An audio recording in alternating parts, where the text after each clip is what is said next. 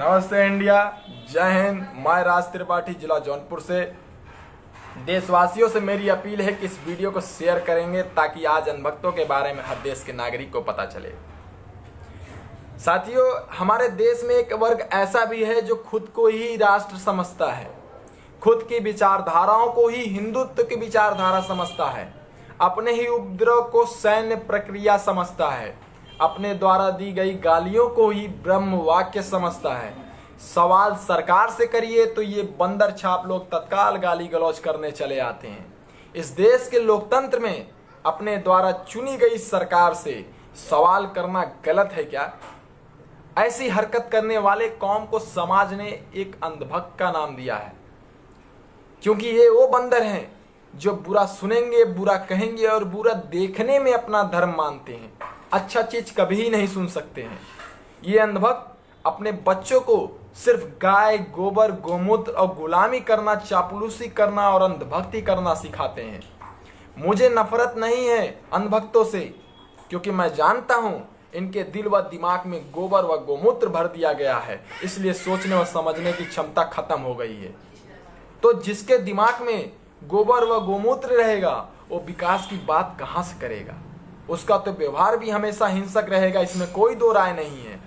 खैर, मेरे दिमाग में देश का संविधान है, मेरे दिमाग में इस देश में जन्मे सभी महापुरुषों के विचार हैं, इसलिए मेरी जुबान से अंधभक्तों के लिए गाली नहीं निकल सकती। मेरे जुबान से वसुधैव कुटुंबकम की भावना निकलेगी, मेरे जुबान से गंगा जमुनी तहजीब की भावना निकलेगी, मेरे जुबान से अहिंसा परमो धर्म की भावना निकलेगी, मेरे जुबान से जातिवाद से ऊपर उठकर के प्रखर राष्ट्रवाद की भावना निकलेगी, समता मूलक समाज बनाने की भावना निकलेगी। लेकिन यहाँ के अंधभक्तों की नजर में उनके एक आका हैं, उनके आका जो करेंगे वही उनके लिए सब कुछ है, वही उनका धर्म है, वही उनका कर्तव्य है। उनके देश की सरहद उनके जुबान से शुरू होती है, उनके गालियों पर खत्म होती है, जबकि मेरे देश की सरहद कश्मीर से कन्याकुमारी तक है और अरुणाचल प्रदेश से लेकर कच्छ गुजरात तक है साथियों। लेकिन उनके देश की सरहद सिर्फ उनकी गालियों से शुरू होती है और गालियों पर ही खत्म होती है। ये सिर्फ अंधभक्त गाली देना ही जानते हैं और ये हिंदुत्व की बात करते हैं। हिंदुत्व की परिभाषा जिन्हें नहीं मालूम वह हिंदुत्व के बारे में बताते हैं। हिंदुत्व इनको पता ही नहीं जो वसुधैव कुटुंबकम की भावना रखती है। ये अंधभक्त अलग से एक हिंदुत्व तैयार करके बैठे हैं। इनका हिंदुत्व सिर्फ इस विषय पर केंद्रित है कि मुसलमान को गाली दे दो, मुसलमान को देश से भगा दो, पाकिस्तान भेज दो, जय श्री राम कहो। सीताराम कहोगे तो हिंदू नहीं हो मेरे भाई। श्री राम के अलावा कृष्ण का नाम ले लो तो हिंदू नहीं हो भाई। माँ भगवती को मानो तो आप हिंदू नहीं हो भाई।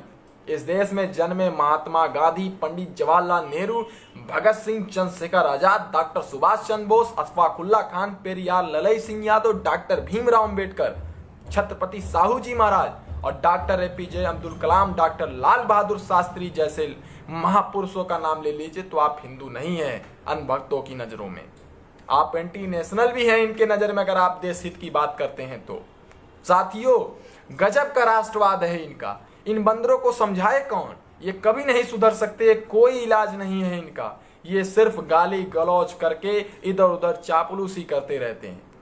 कभी भी इस देश की मिट्टी में जन्मे गरीब, नौजवान, किसान, मजदूर की बात नहीं करेंगे, क्योंकि इसमें इनका राष्ट्रवाद नहीं आता है।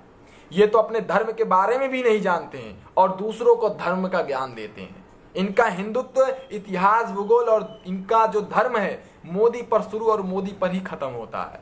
इनको देखने पर ऊपर वाले से सवाल करने का मन करता है कि आपने जो ऊपर से एक खूबसूरत चीज बनाकर नीचे धरती पर भेजी थी, वह नीचे आते आते कीड़े मकोड़े बन गए, वह अंधभक्त बन गए। 5 साल का बच्चा जिसे महापुरुषों के बारे में पता होना चाहिए, वह मोदी की पूरी जीवन गाथा गीता की तरह बताता है। धन्य हो मेरे अंधभक्तों, गजब के प्राणी हो भाई। पता नहीं अंधभक्तों ने गालीबाज की ट्रेनिंग कहाँ से ली है। इतनी शिक्षा अगर अच्छे शैक्षिक संस्थानों में लिया होता तो आज आईएएस, आईपीएस, जज, लेखपाल या तो एक अच्छे पद पर अच्छी कंपनी में नौकरी करते दिखते। साथियों, मैंने तो इन्हें कभी सीरियस लेता ही नहीं हूं, लेकिन आज एक मित्र ने कहा कि अंधभक्त के ऊपर कुछ बोल दीजिए तो मैं अपना कीमती समय इन जाहिल जपाटों के ऊपर खर्च कर रहा हूं। मैं देश से माफी मांगता हूं कि इस देश में जन्मे राज त्रिपाठी ने अपना कीमती समय इन मूर्खों पर खर्च किया।